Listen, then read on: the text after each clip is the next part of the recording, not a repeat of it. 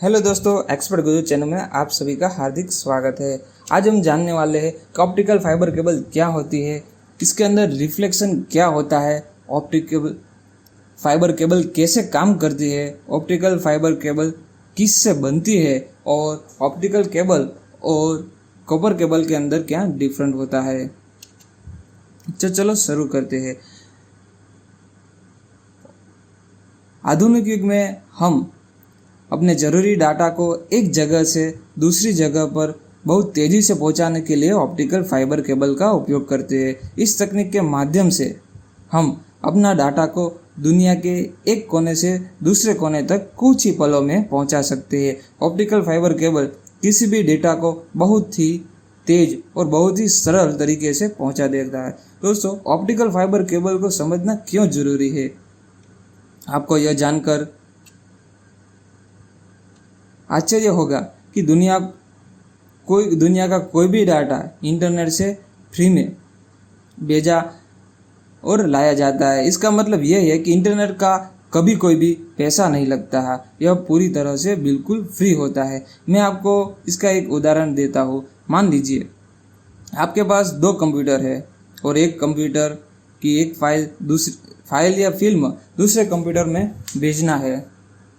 अब हम क्या करेंगे, ब्लूटूथ या वाईफाई से तो हम घंटों लग जाएंगे, लेकिन हम दोनों कंप्यूटर को एक केबल के माध्यम से जोड़ देंगे तो हमारी बड़ी सी बड़ी फाइल को कुछ ही मिनटों में ट्रांसफ़र कर सकते हैं। और यही काम करने के लिए ऑप्टिकल फाइबर केबल का उपयोग किया जाता है।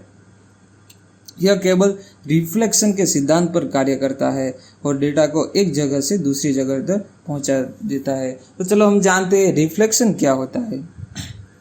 आपने देखा होगा, जब हम किसी वस्तु जैसे कोई लकड़ी का आधा हिस्सा पानी में डालकर रखते हैं तो वह लकड़ी पानी में मुड़ी हुई दिखती है। इसी प्रकार जब प्रकाश एक माध्यम से किसी दूसरे माध्यम में प्रवेश करता है, जैसे हवा से पानी, इसमें हवा और पानी दोनों अलग अलग माध्यम है। ऐसा होने पर प्रकाश भी लकड़ी की तरह पानी में मुड़ जाता है।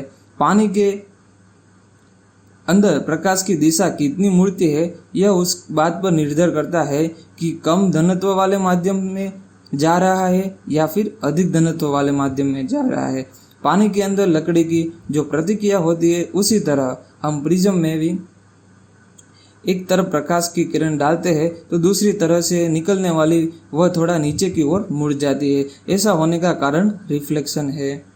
चलो दोस्तों, अब जानते हैं ऑप्टिकल फाइबर केबल कैसे काम करती है। ऑप्टिकल फाइबर केबल में भी इसी प्रकार से कार्य किया जाता है। इसके अंदर डाटा को प्रकाश के रूप में लाया जाता है। ऑप्टिकल फाइबर केबल एक प्रकार की सिलिंड्रिकल केबल ही होती है। जब हम उसके एक सिर पर प्रकाश को डालते हैं तो वह परावर्तित होता है और दूसरे सिरे पर पहुंच जाता है। इस काम में समय भी बहुत कम लगता है। इसी कारण डाटा को आदान प्रदान के लिए उसे सबसे अच्छी तकनीक माना जाता है।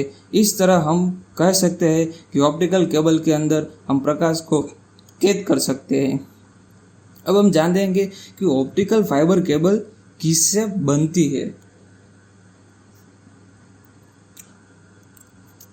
दोस्तों, इस केबल को बनाने के लिए आमतौर पर सिलिका का उपयोग किया जाता है तथा इसके अंदर कुछ अन्य प्रकार की ड्रॉपिंग भी मिलाई जाती है। लेकिन ऑप्टिकल फाइबर केबल किसी डाटा को 100 किलोमीटर से अधिक दूरी तक नहीं ले जा सकता है। इसके पीछे मुख्य कारण है कि उसकी सिग्नल का स्ट्रेंथ कम हो जाता है। इससे बचने के लिए हम एम्पलीफायर का उपयोग करते हैं। एम्पलीफायर को हम कुछ दूरी के बाद ऑप्टिकल फाइबर केबल के बीच में जोड़ देते हैं। इस प्रकार हम अपने डाटा को ज़्यादा से ज़्यादा दूरी तक पहुंचा पाते हैं।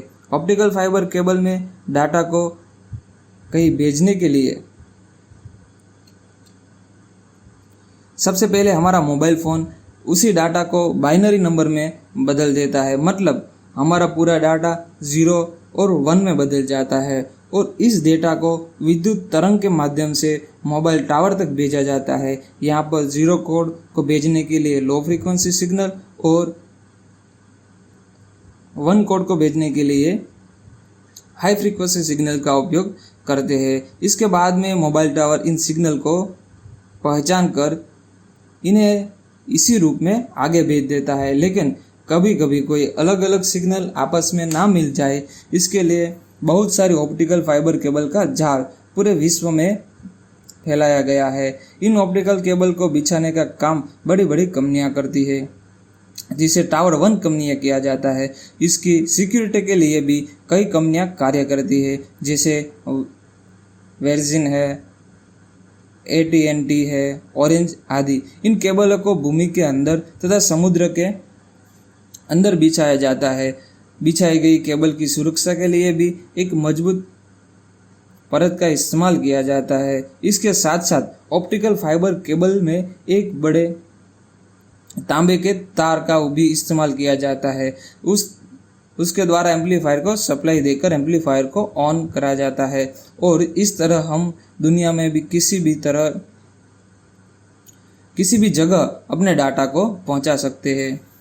दोस्तों, अब हम देखेंगे कि कॉपर केबल और ऑप्टिकल फाइबर में क्या अंतर होता है, difference between optical fibre cable और कॉपर केबल। अगर हम ऑप्टिकल केबल की तुलना कॉपर केबल से करें तो हम पाएंगे कि optical fibre cable copper cable से बहुत तेज होती है। कॉपर केबल के अंदर अलग अलग सिग्नल का आपस में मिलकर खराब होने का डर भी होता है, क्योंकि कॉपर के अंदर जब इलेक्ट्रॉन का प्रवाह होता है तब केबल के बाहर एक विद्युत क्षेत्र बनता है, मैग्नेटिक फील्ड प्रोड्यूस होती है, जिसके कारण सिग्नल में गड़बड़ी आ जाती है। लेकिन ऑप्टिकल फाइबर केबल में ऐसा कुछ नहीं होता है। इसी कारण डाटा में आदान प्रदान के लिए ऑप्टिकल फाइबर केबल सबसे उत्तम तकनीक है। दोस्तों, उम्मीद करता हूँ कि आपको ये वीडियो पसंद आई होगी, और ये वीडियो अच्छी लगी तो वीडियो को लाइक करें और इस चैनल को सब्सक्राइब करें, क्योंकि इसी टाइप के मज़ेदार वीडियो लेके मैं आता रहूँगा। जल्दी मिलता हूँ अगली वीडियो में।